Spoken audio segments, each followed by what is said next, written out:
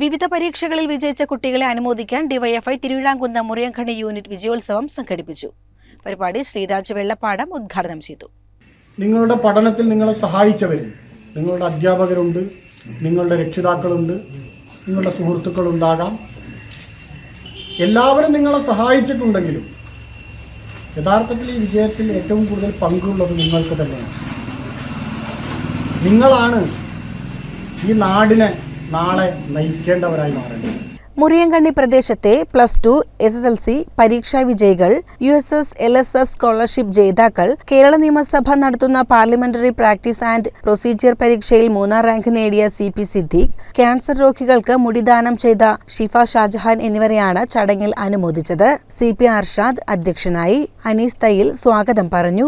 DYFI മേഖലാ secretary Shamsuddin, മേഖലാ president Santhosh Kumar, ward member A Anilkumar, unit president Thayyil Azeez, vice president P Ashiq എന്നിവർ സംസാരിച്ചു.